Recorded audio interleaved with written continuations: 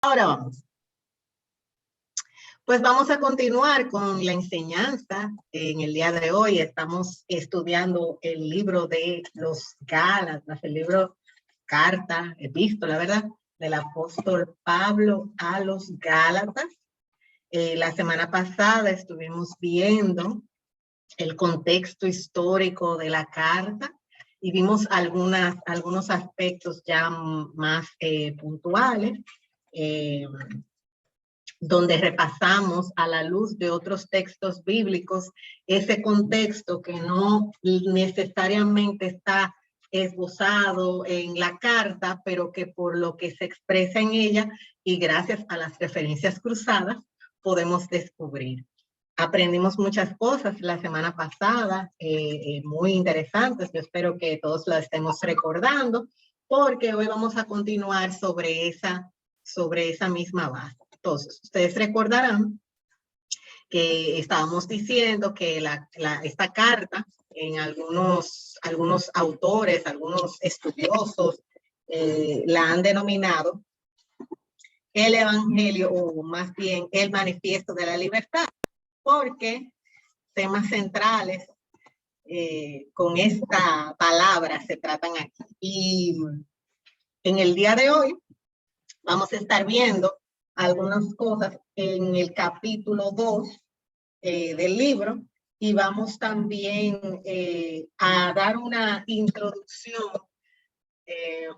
o más bien, ¿verdad?, mencionar algunas cosas que vamos a ver la próxima semana, ya muchísimo más en detalle, de la mano de uno de los maestros de la congregación, que nos va a explicar de una manera brillante, con la gracia de Dios que está sobre él, el tema de la justificación por la fe. Pero en el día de hoy vamos a señalar algunos aspectos siguiendo el orden de la carta, ¿verdad? Entonces vamos de una vez. El capítulo 2. En este capítulo vamos a ver 3 experiencias que Pablo tuvo. Esto es lo que él en este capítulo explica. Realmente él comienza a hablar sobre su experiencia con Jesucristo es a partir del capítulo 1, lo vimos la semana pasada, específicamente a partir del versículo 11 del capítulo 1, donde él explica, ustedes recordarán, como él decía, yo tuve un encuentro con Jesucristo, el evangelio no me fue presentado por hombres, sino que yo tuve un encuentro con el Señor, yo tuve una experiencia con él, y me fue revelado el evangelio, y se me dio una misión que era de ir hacia los gentiles.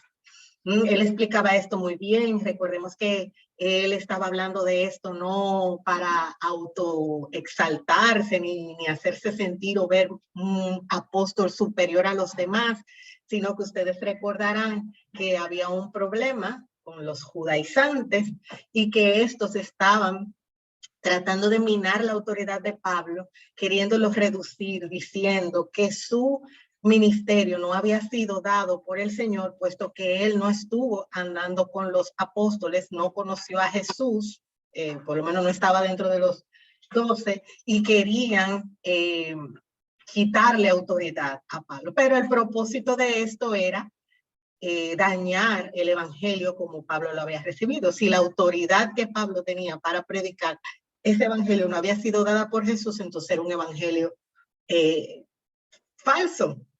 Entonces por eso es que Pablo empieza con esa defensa que vimos la semana pasada. Entonces en el capítulo 2 él continúa ampliando sobre esa experiencia de conversión, y también añade cuenta sobre su experiencia con los apóstoles en Jerusalén. Ustedes recordarán la semana pasada que tuvimos un tiempito revisando lo que pasó en el concilio de Jerusalén. Como saben, está en Hechos capítulo 15. Y cuando Pablo está hablando aquí en el capítulo 2 sobre ese encuentro que tuvo con Pedro, cuando fue con Bernabé, se está refiriendo a ese encuentro que vimos la semana pasada y que está en Hechos 15.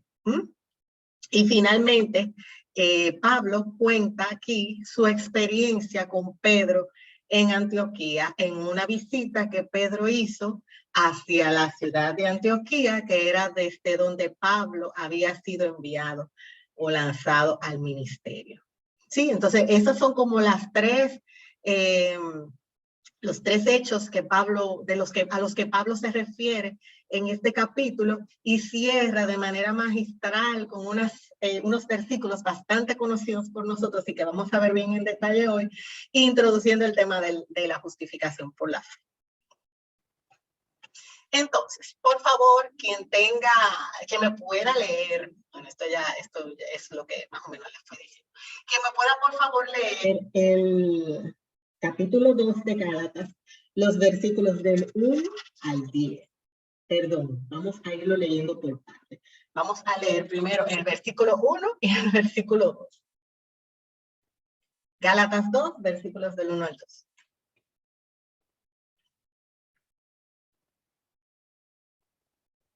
Vamos a estar leyendo los versos del capítulo 2 de Gálatas, así que tenga su Biblia ahí abierta en ese capítulo, por favor, que eso es lo que vamos a ver hoy.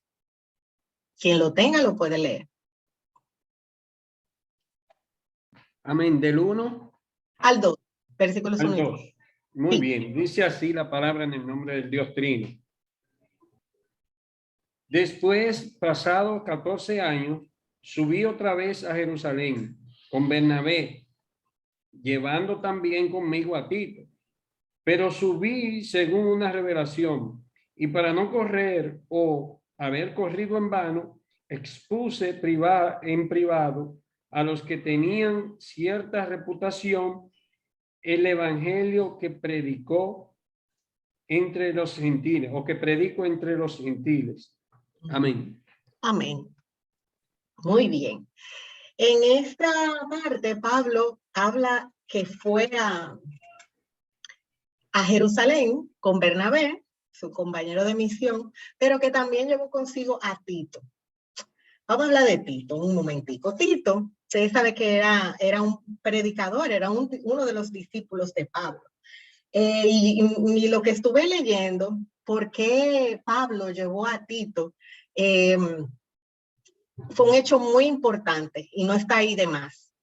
Recuerden que él va a ir a Jerusalén a hablar sobre el tema de lo que está sucediendo, de los judaizantes, y eso. Entonces él lleva a una persona que se había convertido al Señor, pero que era gentil.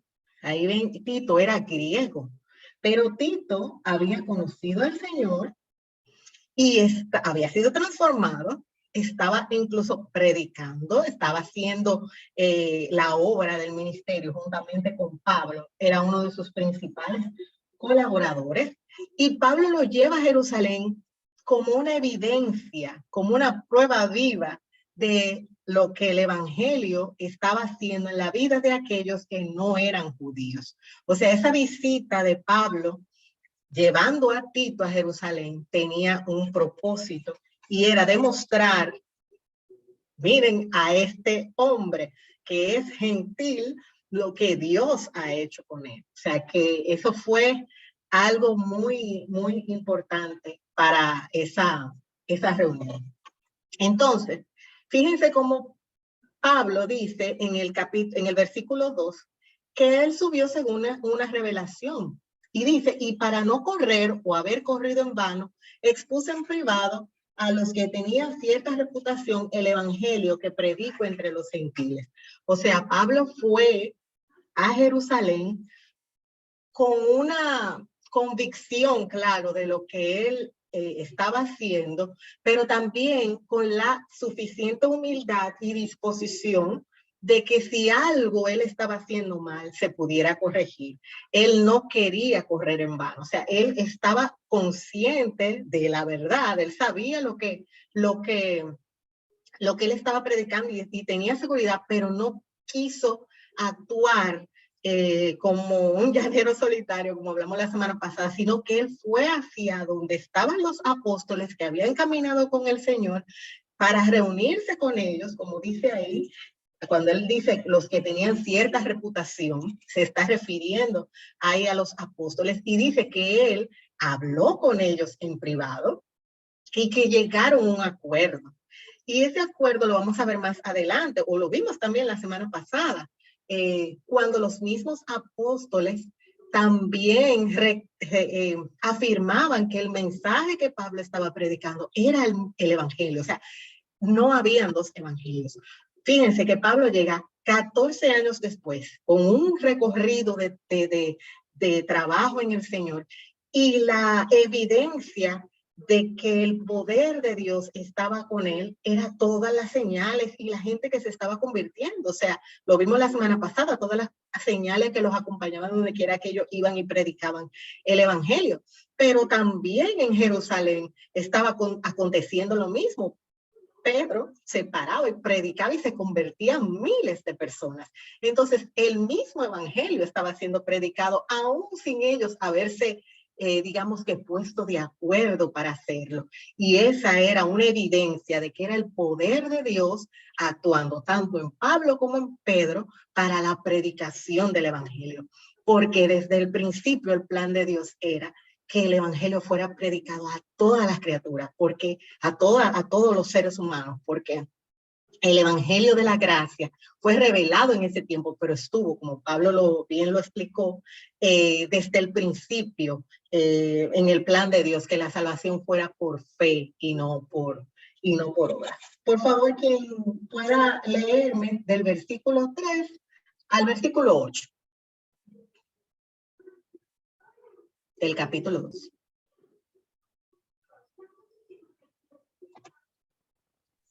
Acá lo tengo. Capítulo 2, versículo 3 hasta el 8, ¿no? Sí, por favor. Dice así: mas ni aun Tito, que estaba conmigo, con todo y ser griego, fue obligado a circuncidarse. Y esto a pesar de los falsos hermanos introducidos a escondidas, que estaban para espiar nuestra libertad que tenemos en Cristo Jesús, para reducirnos a esclavitud, a los cuales ni por un momento accedimos a someternos, para que la verdad del evangelio permaneciese con vosotros. Pero de lo que tenía reputación de ser algo, lo que hayan sido en otro tiempo, nada me importa. Dios no hace acepción de personas. A mí, pues, los de reputación nada nuevo me comunicaron. Antes, por el contrario, como vieron que me había sido encomendado el evangelio de la incircuncisión, como a Pedro el de la circuncisión, pues el que actuó en Pedro para el apostolado de la circuncisión, actuó también en mí para con los gentiles. Amén. Amén. ¿Lo ven ahí? Pablo va a Jerusalén a tratar un asunto muy importante, que ustedes recordarán que había un problema, y ese asunto importante era definir cómo era que la gente se salvaba, si se salvaba por la gracia de Dios o si tendrían que someterse a los preceptos de la ley. Y fíjense cómo dice aquí que ni siquiera a Tito, que era griego, se le obligó a circuncidarse. O sea que los apóstoles estaban viendo esto y no le exigieron nada a Tito, aún siendo griego. O sea, no se le obligó a judaizar, no se le obligó a circuncidarse. Entonces Pablo aquí lo que está es recordando esto que vimos la semana pasada, que pasó en el Concilio de Jerusalén, cuando se reunieron y tomaron una decisión con relación a ese asunto y quedó definido de una vez y para siempre, se supone, ¿verdad? Porque hubo un grupo que como que no lo entendió, de que no era necesario llevar ninguno de los ritos de la ley de Moisés para salvación. Tito no se le obligó a circuncidarse. Miren, y cuando yo estaba estudiando un poco esto, entonces me surgió la duda y la quiero plantear aquí porque puede ser que alguien la tenga. Entonces, ¿por qué Pablo le dijo ustedes recordarán cuando estudiamos a Timoteo, que Pablo le pidió a Timoteo que se circuncidara? Eso como que me investigué un poco y descubrí que había una diferencia entre Tito y Timoteo. Tito era griego, o sea, Tito era gentil. Si Pablo hacía circuncidar a Tito, estaba entonces certificando lo que decían los judaizantes, que los gentiles para poderse salvar tenían que someterse a los ritos de la ley de Moisés. Uno de ellos era la circuncisión. Pero en el caso de Timoteo, Timoteo era judío por su madre. Aunque su padre fuera griego, quien le daba eso yo lo estoy buscando, tal vez Nelson ahorita nos pueda añadir algo más sobre eso, pero como que la religión venía por el lado materno, o sea, por el hecho de él tener una madre judía y ya él estaba siendo criado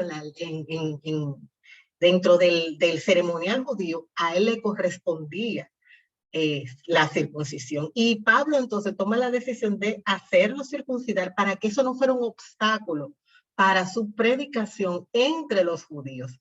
Entonces, eran dos personas que estaban colaborando con Pablo, pero que tenían contextos diferentes. Y como Pablo, todo lo que hacía era para que el evangelio fuera predicado y no hubiera nada que impidiera que así fuese, en un caso se tomó una decisión y en otro caso se tomó otra decisión, pero no pensemos que hubo un cambio de criterio de Pablo y como que a veces decía una cosa y luego otra no, sino que eran contextos diferentes, los de Tito y los de Timoteo. Quise hacer esa aclaración porque me pareció a mí muy interesante cuando lo estuve investigando, ¿verdad? Entonces, a Tito no se le obligó a circuncidarse y Pablo lo que decía era, no hay que hacerlo, no hay razón para hacerlo, no se le debe añadir nada al evangelio. Y todos estuvieron de acuerdo en que así fuese. Y cuando él dice los de reputación, se refiere a los apóstoles, ¿verdad? Entonces, dice aquí que estuvieron de acuerdo, le dieron la diestra de compañerismo. Ahí hay una palabra que también es bueno resaltar, que es que diestra de compañerismo viene de la palabra koinonía. ¿Qué quiere decir? Tener todas las cosas en común con Cristo. O sea, para los que querían socavar la autoridad de Pablo, esa señal de compañerismo, esa diestra de compañerismo que le extendieron los apóstoles, era como un sello de que es verdad, que lo que él estaba enseñando estaba certificado por los apóstoles en la iglesia inicial, la iglesia primitiva. O sea, que los que estaban hablando de que él no tenía autoridad para predicar, estaban mintiendo. Y esa era una señal de que estaban de acuerdo en la predicación del evangelio. Ambos, tanto Pablo como representante del evangelio hacia los gentiles, como Pedro, que estaba entonces como la figura central de los que le predicaban a los judíos, estaban predicando el mismo evangelio, solo que con misiones diferentes. El mismo evangelio con misiones diferentes. No hay dos evangelios. No es que hay uno que dice que sí, que hay que circuncidarse y otro que dice que no. No, es el mismo evangelio de la gracia de Dios. Solo que Pablo predicaba a los gentiles, que eran aquellos que no pertenecían al pueblo de Israel, y entonces Pedro, junto con los demás apóstoles, continuaron predicando entonces a los judíos. Pero ambos predicaban el mismo evangelio. Si por favor, alguien me puede continuar leyendo ahora versículos 9 y 10, por favor. Amén. Dice, al ver la gracia que me había sido dada, Santiago, Pedro y Juan, que eran considerados las columnas, nos dieron a Bernabé y a mí la mano derecha en señal de compañerismo, para que nosotros fuésemos a los gentiles y ellos a los judíos. Solo nos pidieron que nos acordásemos de los pobres, lo que fui también solícito en cumplir. Hasta el 10, ¿verdad? Sí, amén. Amén. Amén. Lo que les estaba comentando sobre la diestra de compañerismo. Y a Pablo se le dio una misión también, que él la llevó a cabo con mucha fidelidad, y es la de, entonces también, por favor, recordarse de los pobres. Le pidieron que que se recordara de la iglesia de Jerusalén. Recuerden que la iglesia estaba siendo perseguida en ese tiempo y había muchos hermanos que estaban pasando momentos de dificultad. Algunos habían sido despojados incluso de sus propiedades. La iglesia de Jerusalén en ese momento estaba viviendo un contexto muy, muy difícil. Y lo que le piden a Pablo es que por favor se recuerde y los ayude, ¿verdad? Económicamente. O sea, vamos a decir que una obra hasta cierto punto social. Y Pablo la hizo con mucha diligencia, según lo que él mismo dice. Y es verdad, si vemos, leemos en Hechos, vemos a un Pablo recogiendo ofrendas para llevarlas a las iglesias precisamente que tenían alguna necesidad. Él hacía las cosas con empeño y con diligencia, de manera celosa, o sea, no se le olvidó esa encomienda, que bien pudo hacerlo, pero no se le olvidó y la llevó a cabo con fidelidad. Entonces, esa fue como la segunda experiencia de la que Pablo habla en este capítulo. Entonces, vamos ahora a entrar a la tercera experiencia de la que él habla en este capítulo, y es ese encuentro que él tuvo con Pedro, donde pasaron algunas cosas. Esto lo vamos a ver ahora en el versículo 11, a partir de los versículos del 11 al 15. Y antes de leerlos, yo le quiero poner un poquito en contexto de qué era lo que estaba pasando. Miren, la iglesia de Antioquía era una iglesia que estaba formada en su mayoría por no judíos, o sea, por personas que eran considerados gentiles.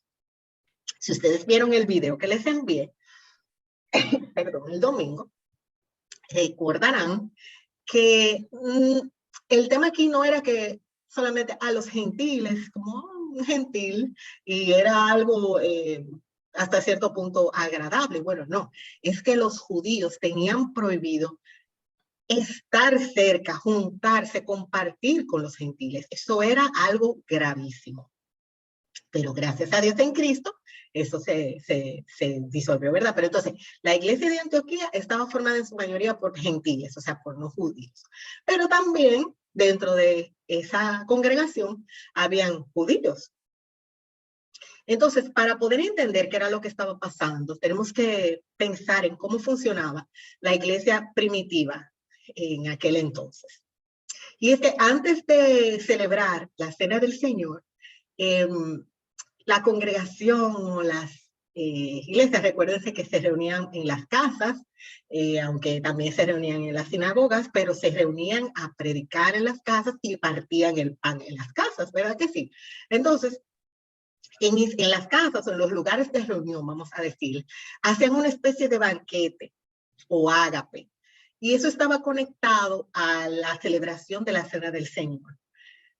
Pablo en Primera de Corintios, recordarán que da una serie de instrucciones relacionadas con la Cena del Señor, que nos hace entender también o ampliar un poquito de más o menos cómo era que se hacía esa reunión. Fíjense que él habla de que algunos van y comen como sin compasión y otros iban a embriagarse. O sea, te da la idea de que no era la Cena del Señor únicamente como le estamos ahora acostumbrados, que se parte el pan, el vino, sino que había como una reunión, se compartían alimentos, se hacía una reunión. Entonces, ¿qué pasa? Que en esa reunión, les estoy comentando, habían judíos y habían no judíos. Entonces, ¿qué pasa?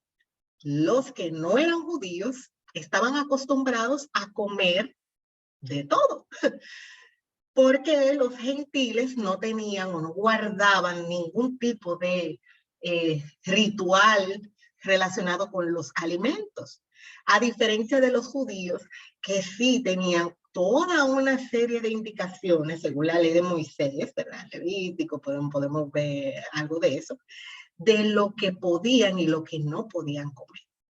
Entonces, imagínense esa cena, que era lo que pasaba.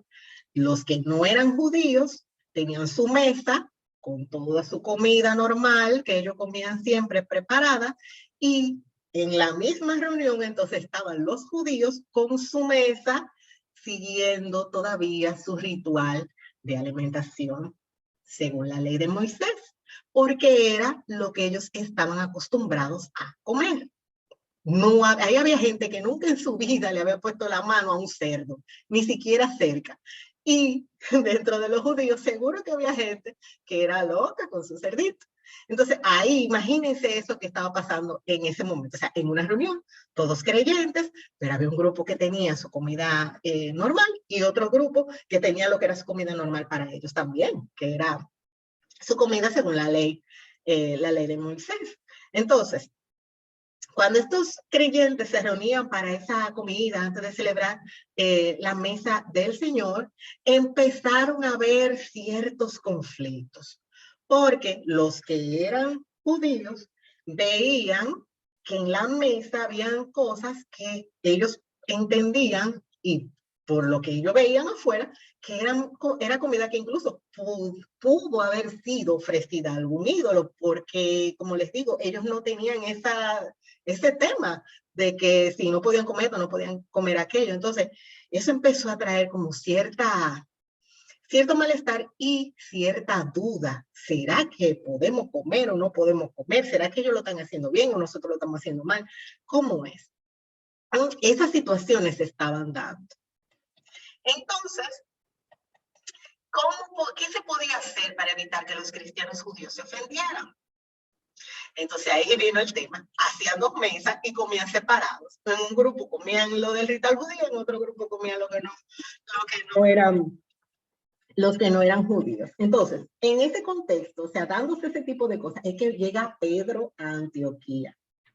Pedro judío, que le había sido revelado que no importa lo que comiera, que no podía llamar impuro lo que Dios había santificado. ¿Verdad que sí? Pero sucede algo. Vamos a leerlo en el versículo 11 al 15. Vamos a leer qué pasó en esa reunión cuando llegó Pedro, allá a Antioquía, en esa iglesia, en esa congregación, en esa reunión donde había una mezcla de judíos y gentiles. Si alguien me lo puede leer, por favor. Amén, aquí lo tengo. Sí. Y cuando Pedro vino a Antioquía, me opuse a él cara a cara, porque él estaba equivocado. Porque antes que viniesen algunos de parte de Santiago, comía con los gentiles, pero después que vinieron, se retraía y se apartaba por temor a los de la circuncisión. Y los otros creyentes judíos participaron de su simulación, tanto que aún Bernabé fue llevado por la hipocresía de ellos. Cuando vi que no andaban rectamente conforme a la verdad del evangelio, dije a Pedro en presencia de todos: si tú, siendo judío, vives como gentil y no como judío, ¿por qué obligas a los gentiles a judaizar? Hasta ahí, ¿verdad, Ley? Sí, hasta ahí. Muchas gracias. Pedro llega antes que otro grupo que llegó después, como Pedro llega, y Pedro está claro de que eso no es problema. No lo dice ahí, pero ustedes fíjense que él le dice que antes de que vinieran los de Jacobo, él estaba comiendo con los gentiles. O sea, que Pedro posiblemente probó su cerdito, probó alguna cosita que como judío no le estaba permitido comer, porque él sabía que eso no había ningún problema con eso. Pero ¿qué pasa? Que llegó un grupo que vino de allá, de la iglesia de Jerusalén, de parte de Santiago. Y cuando Pedro vio que esa gente llegaron, se paró de esa mesa, posiblemente, y se fue entonces para donde estaban los judíos. O dejó de hacer lo que estaba haciendo y se puso a hacer las cosas como lo hacían los judíos. Eso a Pablo le molestó. Y le molestó porque de alguna manera, entonces, haciendo esto, Pedro estaba reforzando esa creencia de que era necesario hacer algunos ritos de la ley de Moisés para estar bien. Ya la cosa se estaba yendo aún más profundo, no era nada más el tema de la salvación, sino que se estaba hiriendo la conciencia de aquellos que eran libres y que sabían que podían comer cualquier cosa. Porque imagínense ese episodio de Pedro comiendo con los gentiles y que cuando llegaron los de allá, de Jerusalén, él se parara o dejara de hacer lo que estaba haciendo y empezara a actuar de manera rara o ya no quisiera estar cerca, porque era que no podían estar ni siquiera cerca de los gentiles. Cuando ellos vieran esta acción, los iba a poner a dudar. Entonces, nosotros estamos haciendo algo mal. Entonces, no es correcto que nosotros comamos esto.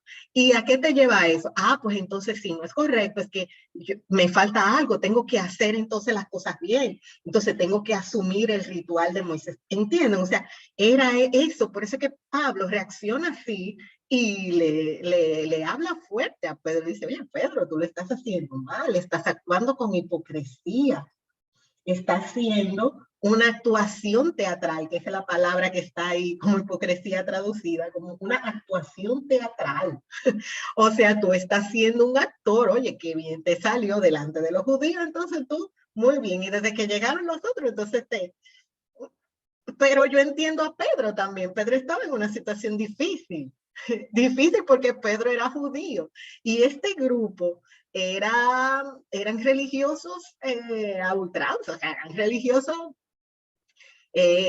fuertes y se hacían sentir. Entonces, Pedro lo hizo mal, claro que sí, Pablo le hizo su corrección, pero es bueno entender qué era lo que estaba pasando para tratar de ver una posición y la otra, claro, sabiendo que la correcta es la posición que defendía Pablo, y que no era solamente porque era un tema de que comía o no, es que lo que había detrás o lo que estaba en juego era el hecho de si había que añadirle algo a la gracia para poder estar bien, para actuar correctamente, para que la conducta de las personas fuera aprobada o no.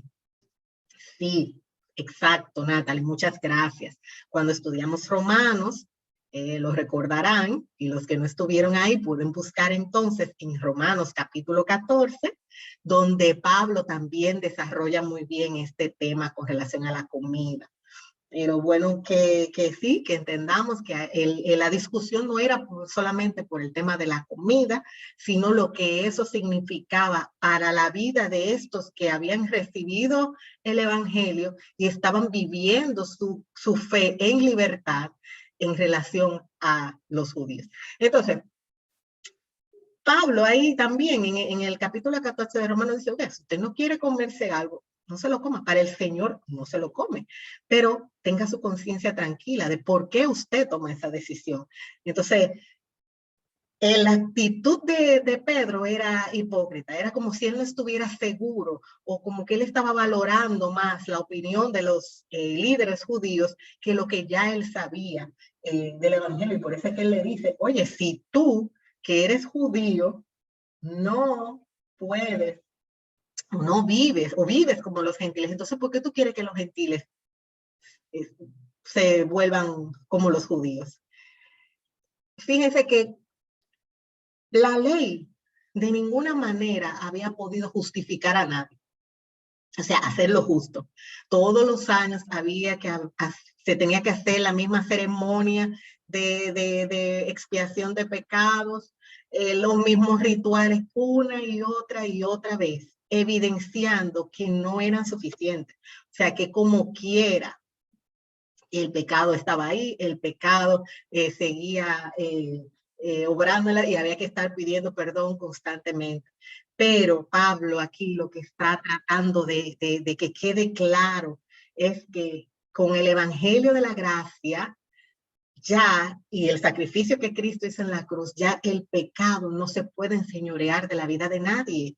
Y la conducta de ahí en adelante no estaría sustentada por su cumplimiento de la ley, sino por su dependencia a Cristo y confianza en la obra del Espíritu Santo, que estaría entonces fortaleciendo a todas las personas para poder llevar o para poder vivir una vida agradable a Dios. O sea, ya no dependía de las obras de la ley, sino de la acción del Espíritu Santo, del sacrificio de Jesús en la cruz, y cómo ese Espíritu Santo que ahora está en nosotros nos ayuda a vivir una vida que le agrada a Dios. según lo que estaba haciendo Pedro, había que seguir practicando algunos rituales para agradar a Dios. Ese fue el problema. Por eso fue que Pablo se molestó y le hizo esa aclaración a Pedro.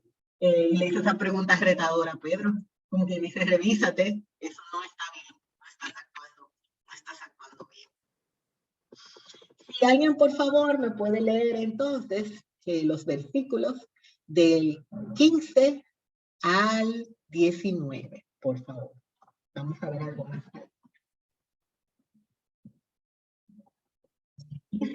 Del 2, ¿cierto? Sí, capítulo 2. Amén. Leemos en el nombre del Dios Trino. Nosotros, judíos de nacimiento y no pecadores de entre los gentiles, sabiendo que el hombre no es justificado por las obras de la ley, sino por la fe de Jesucristo. Nosotros también hemos creído en Jesucristo para ser justificados por la fe de Cristo y no por las obras de la ley, por cuanto por las obras de la ley nadie será justificado. Y si buscamos ser justificados en Cristo, también nosotros somos hallados pecadores. ¿Es por eso Cristo ministro de pecado? En ninguna manera. Porque si las cosas que destruí, las mismas vuelvo a edificar, transgresor me hago. Porque yo por la ley soy muerto para la ley, a fin de vivir para Dios. Con Cristo estoy juntamente crucificado. Ya no vivo yo, mas vive Cristo en mí. Y lo que ahora vivo en la carne, lo vivo en la fe del Hijo de Dios, el cual me amó y se entregó a sí mismo por mí. Dice el 21, no desechó la gracia de Dios, pues no desecho la gracia de Dios, pues si por la ley fuese la justicia, entonces por demás murió Cristo. Amén. Amén. Gracias, Emilio. Vamos a ver. En el versículo 15, él dice, a nosotros judíos de nacimiento y no pecadores entre los gentiles. No era que él consideraba a los gentiles pecadores, sino ubicándonos en el contexto. Él sabía que no, pero en el contexto de la época, para los judíos, gentil y pecador era la misma cosa. Pero él lo que quiere resaltar es lo siguiente. Sabiendo que el hombre, y ahí me voy a detener en esa palabra, hombre. Cuando vamos a la versión original del texto, ahí la palabra que se utiliza es antropos. No se está refiriendo a hombre, el género masculino, sino se está refiriendo a la palabra humanidad. Y eso es importante resaltarlo, porque ahí Pablo está afirmando lo que él ha venido diciendo. El evangelio es para todo el mundo. O sea, todos van a ser justificados, no por las obras de la ley, sino por la fe de Jesucristo. Él está diciendo, sabemos que la humanidad, o sea, ya no está hablando de judío, ni de griego, ni de esclavo, ni de libre, ni de hombre, ni de mujer, la humanidad en general. En ese momento, esa declaración era muy poderosa, muy importante afirmarlo. O sea, esa palabra que él usa ahí, en el español uno como que la ve normal, pero lo que él está rectificando o enfatizando es que nadie, ya no es tema de que de judío, no, es que nadie podía ser justificado por las obras de la ley, sino solamente por la fe de Jesucristo. Toda la humanidad es justificada solamente por la fe en Jesucristo. Entonces, eso es muy importante señalarlo. Nadie se va a salvar por cumplir con las obras de la ley. Y eso es lo que él quiere. Lo que él viene contando desde el capítulo 1 aquí, ahora tiene como ese cierre de no hay nada, no hay nadie que pueda salvarse por cumplir la ley. El cumplir la ley no es lo que nos va a salvar. Yo le preguntaba a alguien, porque tratando de ponerlo en el contexto actual, ahora tal vez no es tan notorio,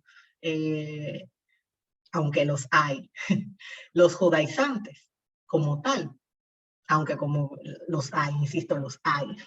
Y a cada uno le puede ir llegando a la mente algún grupo religioso que conoce o que ha escuchado, que obliga a las personas, porque es obligatorio, a llevar una serie de rituales y hacer una serie de cosas, de acciones, incluyendo dieta específica y demás, de manera obligatoria, como un requisito o como un complemento a la salvación. Eso es así.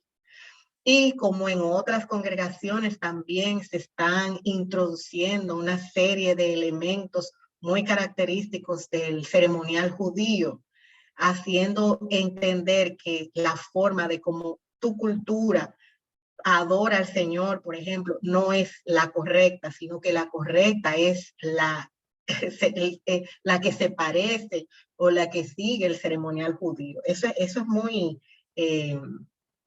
delicado y debe llevarnos a mirar y a pedirle al Señor que nos guíe y a reflexionar y poder seleccionar, como el mismo Pablo dice, véanlo todo, escudriñenlo todo, pero reténganlo. Bueno, hay cosas que es importante decir, no, eso no es así. No es que andemos peleando por ahí con la gente, pero sí nosotros debemos estar listos para presentar defensa de lo que creemos y por qué lo creemos. Porque lo que está en juego es el evangelio puro como lo hemos recibido, la enseñanza pura de que para salvación solamente necesitamos tener fe en Jesucristo. El bautismo no te va a salvar. El pertenecer a X religión o grupo religioso no te va a salvar. Lo único que te va a salvar es la fe en Jesucristo.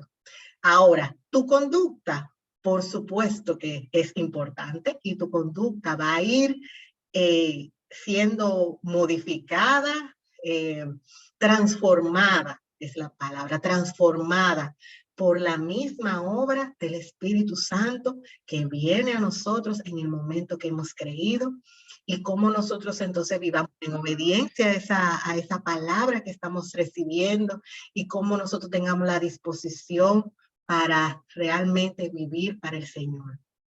Dios lo va a ir haciendo, Dios nos va a ir transformando. Lo hizo antes, lo está haciendo ahora y lo va a seguir haciendo. Lo hizo con Tito, lo hizo con Pablo, lo está haciendo con nosotros. Que no nos quepa la menor duda. Pablo dice también, si buscamos ser justificados en Cristo, también nosotros somos hallados pecadores. ¿Es por esto Cristo ministro de pecado? En ninguna manera. Eso está ahí porque recuerden que a él lo criticaban de llevar un evangelio fácil, de que como no se les exigía a los gentiles llevar ningún ritual, entonces como que ellos la llevaban muy fácil, y que entonces si alguno hacía algo que era considerado pecado, ellos querían decir, pero es que eso es porque ellos no están llevando la ley, cuando en realidad todos nosotros sabemos que somos obras en construcción, somos vasos de barro en las manos del alfarero, y hay situaciones que se presentan en la vida de nosotros los cristianos, que a pesar de haber conocido al Señor, puede ser que en algún área de nuestras vidas tengamos todavía alguna debilidad, pero eso no quiere decir que el evangelio no es suficiente. Eso no quiere decir que lo que hemos recibido no ha sido real. Eso lo único que evidencia es la necesidad que tenemos de permanecer en el Señor y de permitirle al Espíritu Santo que vaya haciendo esos cambios y que nos siga transformando. Yo siempre digo que de las primeras cosas que yo lloraba mucho cuando vine a los caminos del Señor, y es porque yo me daba cuenta de las cosas tan malas que yo hacía, y yo luego entendí que era porque antes yo no las podía ver. Yo decía, Dios mío, pero es que ahora yo estoy peor. Y no era así, sino era que yo estaba viendo lo que antes yo no podía ver. No era que yo estaba peor, es que ahora esas cosas eran visibles para mí y me dolían, lo cual antes no sucedía. Entonces, la evidencia de que el Espíritu Santo está obrando en nosotros es precisamente que nos demos cuenta del pecado. y de que si hay algo que tiene que ser removido, nosotros entonces digamos, es verdad, Señor, perdón, comenzamos de nuevo. No que si hay algo que lo haces mal, ya no hay, ya, esa salvación entonces era mentira, no. Claro, no estamos diciendo que está bien fallar, no, de ninguna manera. Pero si algo pasa, tenemos la capacidad dada por Dios, por su Espíritu Santo, de verlo y reconocerlo para pedir perdón y para comenzar de nuevo. En el Señor siempre hay segundas oportunidades. Entonces, ya para concluir, para que tengamos ese tiempo de intercambio, de comentarios, preguntas y respuestas, quiero resaltar lo que dice el versículo 20. Dice, con Cristo estoy juntamente crucificado, y ya no vivo yo, mas vive Cristo en mí. Y lo que ahora vivo en la carne, lo vivo en la fe del Hijo de Dios, el cual me amó y se entregó a sí mismo por mí. No desecho la gracia de Dios, pues si por la ley fuese la justicia, entonces por demás murió Cristo. Ese es el cierre de todo lo que él viene explicando. Y es esos versos que son la introducción para lo que vamos a ver la semana próxima, que es esa hermosa doctrina fundamental del cristianismo, que es la justificación por la fe. Entonces, así, a modo de cierre, de reflexión final, ¿qué aprendimos de todo esto que Pablo viene contando en este capítulo 2? Es que debemos estar seguros de lo que hemos creído, de que nuestra confianza viene de la obra perfecta que hizo Jesucristo en la cruz, de que no necesitamos añadirle absolutamente nada al Evangelio, que nuestra conducta ha de ser transformada por la obra del Espíritu Santo, no por el cumplimiento de ninguna normativa ni de ninguna ley. Eso no nos va a justificar de ninguna manera delante de Dios, y que todo, absolutamente todo lo que nosotros vivamos después de conocer al Señor, lo debemos vivir en el Señor. Todo lo que está fuera de ahí está de más y no tiene ningún efecto o ningún poder en nuestras vidas. Ahora, si está en la palabra, si nos lo dice la palabra, entonces eso sí hay que ponerle atención, eso sí hay que valorar. Debemos ser de una sola posición, estar seguros de lo que creemos y poderlo defender cuando nos preguntan. De mi parte, eso es todo por la clase de hoy. Es el momento de hacer preguntas, comentarios, qué aprendimos, si algo quieren añadir. Ahora es el momento.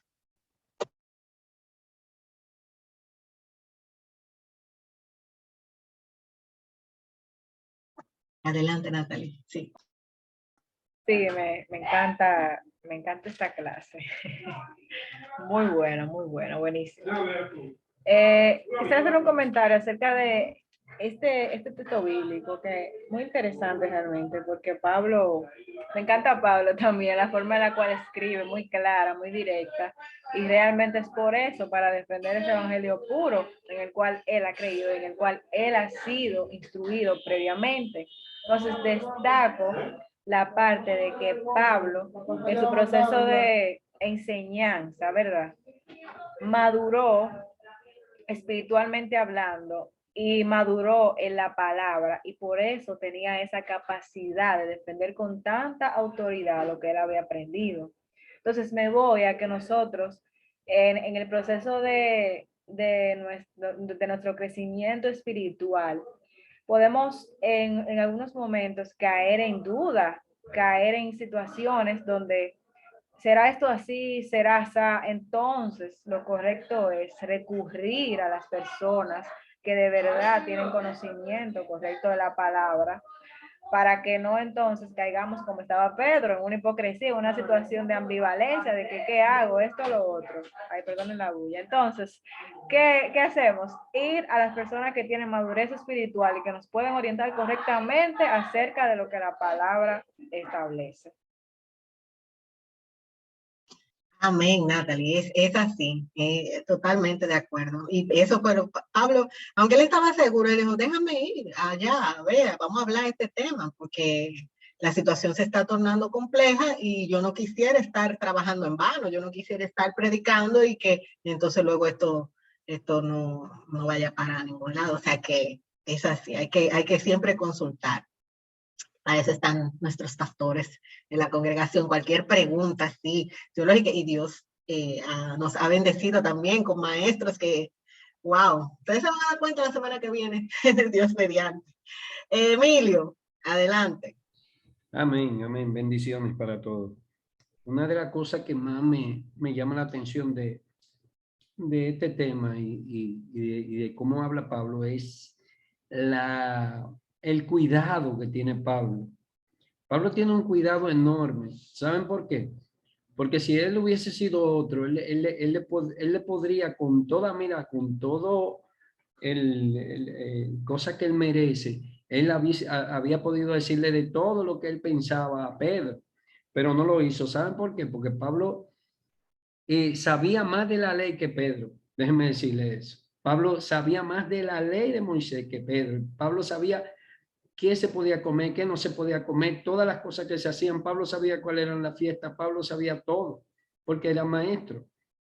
Y por eso, Pablo, qué sé yo, en ese momento se incomoda porque ve lo que quizá él estuvo haciendo en un tiempo, él lo ve en Pedro y dice, wow, pero mira este no, ya no es un hombre transformado. Entonces él se incomoda con él por eso, porque él sabe lo que era llevar ese yugo, porque realmente era un yugo que llevaba, y él por eso dice, mira que me gusta cuando él dice, miren, yo subí a Jerusalén, subí por revelación, no subí porque se me antojó, sino que él dice, subí, y tuvo tanto cuidado que se llevó a Tito. Dijo, déjame llevarme a este para que no digan que yo ando haciendo alarde con él para arriba y para abajo, y que me la doy en gentil y que me la doy también en judío. Entonces, Pablo tiene un cuidado tan fuerte con eso que fíjense en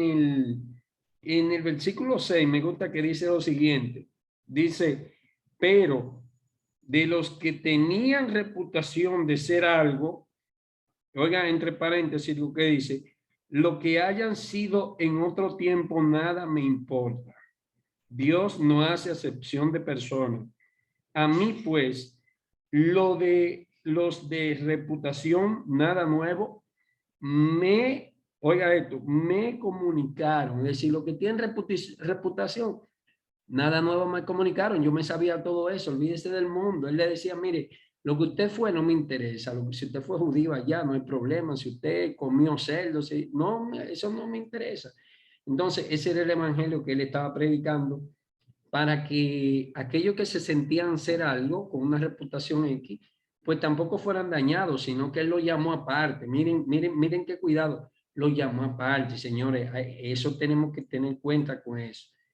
Dependiendo a quién le vayamos a predicar, hay que ver el tipo de persona, la reputación que tenga, porque a veces podemos dañar a otra persona. Aún nosotros predicándole el evangelio, quizá podríamos dañarle la reputación a esa persona sin nosotros querer, es decir, sin nosotros querer hacerlo, porque a veces queremos venir a imponer cosas que los judíos hacían y eran los judíos los que lo hacían. Entonces, no es así. Pablo, eso es lo que nos está enseñando, y yo espero que nosotros también lo hagamos, que cuando lo hagamos así como lo hacía Pablo, con todo el cuidado. Mejor déjame llamar a la gente aparte, déjame hacer esto, y lo hagamos sabiendo que somos libres en Cristo Jesús. Amén. Amén, amén. Y rescato algo de lo que dijiste ahí. Cuando él dice que no me comunicaron nada nuevo, refiriéndose al evangelio, o sea, esa era la evidencia de que ese evangelio que él estaba predicando había sido dado por Dios, igual que el evangelio que estaban predicando Pedro, porque es que nada nuevo le dijeron, ya él sabía, o sea, lo que salió ahí fue que el evangelio era para todos. Así que sí, gracias, Emilio.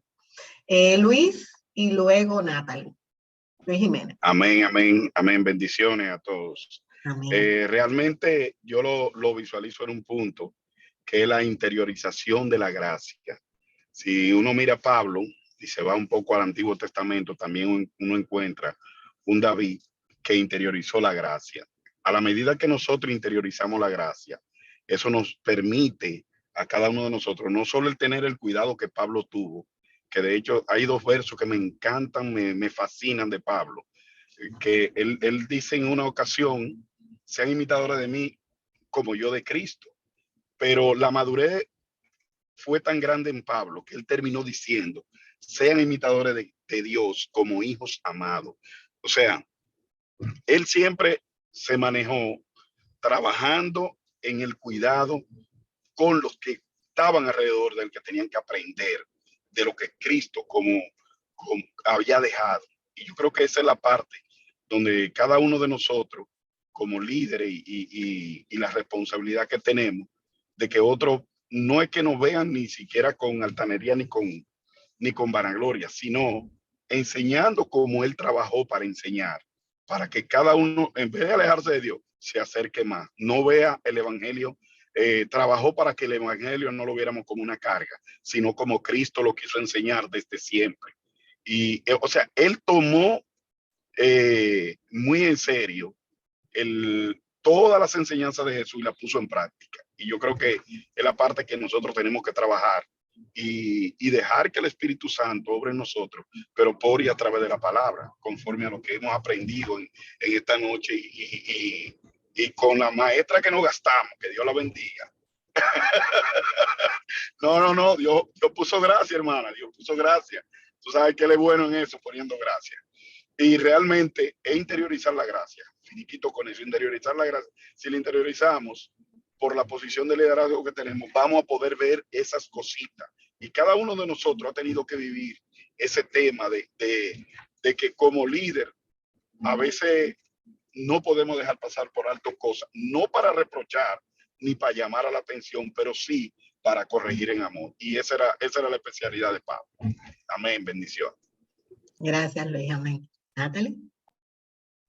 Bueno, era muy parecido a lo que estaba diciendo Luis, que cuando Pablo habla de esa manera, no es en arrogancia, ni en altanería, ni porque él se creía superior a los demás, sino porque amaba a los demás, amaba el evangelio, y se consideraba igual también a Pedro como hermanos que son, y como hermanos que somos, nuestro objetivo es quitar todo obstáculo que pueda impedir el crecimiento del evangelio. Entonces eso es muy importante, la comunión, la buena comunicación entre los hermanos, porque en cualquier momento cualquiera puede estar equivocado, pero si hay uno que está observando, que está notando que hay un desvío, entonces con la autoridad que Dios nos ha dado, obviamente bajo la dirección del Espíritu Santo y en amor, nuestra responsabilidad es velar por salvar el evangelio, y cualquiera que sea, no hay favoritismo, no hay acepción de persona, todos tenemos el derecho a ser corregidos en un momento determinado para que la palabra de Dios permanezca pura.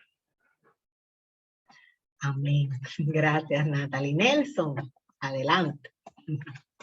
Amén, gracias, Levi. Bendiciones, hermano. El Señor bendiga a todos y que pedimos al Señor que seamos edificados fuertemente con estas enseñanzas que estamos recibiendo y que podamos crecer, amén, podamos crecer como congregación. Dos cosas, Levi, que me vinieron en el momento en el que tú estabas haciendo la exposición. Y la primera es, Levi, que nosotros podemos ver en Pablo también. Y Emilio apuntaba algo de lo que voy a decir, y aquí está bien claro. Llama mucho la atención el hecho de que Pablo llama no a un hermano, no debemos decir un hermano común y corriente, todos son importantes, sino que Pablo llama a un líder de la iglesia para hacerle saber de que él se encuentra en error. Esto nos llama a nosotros la atención. Eso llama la atención. Él llama a Pedro, señores, a Pedro lo llamó aparte y le llamó la atención. ¿Por qué? Por un caso de una doctrina, de una enseñanza esencial y fundamental, un pilar que si faltase se desmorona la iglesia. Pedro, no faltes a esto. Esto es vital, esto es esencial. Tú eres cabeza, tú eres líder. Si tú faltas, tú mencionabas algo ahí, a Levi. Si tú faltas a esto, ¿qué será entonces de los hermanos neófitos? ¿Dónde estará su fe? ¿Dónde van a estar depositando su confianza, Pedro? tiene que estar claro en lo que hemos creído. Hermano, repito, a un líder. Eso llama la atención, ojo. Otra cosa es, Aleivi, que es importante también decir que aquí nosotros podemos, creo que en el curso de todo lo que vamos a estudiar o estamos estudiando desde ya, debemos de prestar mucha atención al hecho de cuál es el pueblo de Dios o quiénes son el pueblo de Dios. Esto nos va a arrojar mucha luz y nos está arrojando mucha luz. Sea, Levi, que tú con mucho empeño hiciste noté que tú has estudiado bien a profundidad esto. Mira, yo estoy tranquilito aquí en casa escucho. Mire, mi hermano, esto yo voy a compartir con todo el mundazo, esta clase. Con todo el que yo pueda, yo voy a compartir esta clase. Esto es esencial. Es tiempo de que Antioquía se levante en este tiempo. Bueno, ya hace tiempo que no hemos levantado. Que compartamos estas clases, hermano. Lo otro que quiero decir a Levi de los 2 puntos es que sepamos cuál es el pueblo de Dios y que sepamos también cuál es la posición de la ley en el plan salvador. Porque muchas personas piensan que no, somos en el Antiguo Testamento éramos salvos por la ley. Muchas personas piensan eso todavía a esta altura de juego. Señores, nadie, escuchen, a Levi leyó ahí. Emilio también leyó en uno de los pasajes. Nadie, absolutamente, óigame, nadie es salvo por la ley, ni en el Antiguo ni en el Nuevo. Titirimundati es salvo por gracia. ¿Y cómo eso es posible? Bueno, Dios presenta la ley para mostrar cuáles son sus requerimientos, los cuales no podemos cumplir. Entonces, una vez nos preguntamos, ¿y cómo lo hago? A través de Cristo. Señores, esta clase está excelente. Yo me gozo muchísimo. Gracias, Levi. El Señor te sigue usando. El Señor te bendiga rica y abundantemente. Y a todos los hermanos en Antioquía, a los pastores también. Amén. Gracias. ¿Alguien más quiere compartir algo? ¿No? Pues ya le entregamos a nuestros pastores para que por favor unas palabras finales y el cierre y damos por concluida la clase de hoy. Amén. Solamente puntualizar que Alevi mencionó en el trayecto de la clase, ella hablaba sobre la hipocresía, y en teatro hay unas máscaras que ustedes ven que simbolizan lo que es el arte del teatro, y esas máscaras le llamaban, ese era el nombre que tenían, hipócrita, porque una simbolizaba un gesto que no era el que tenía la persona.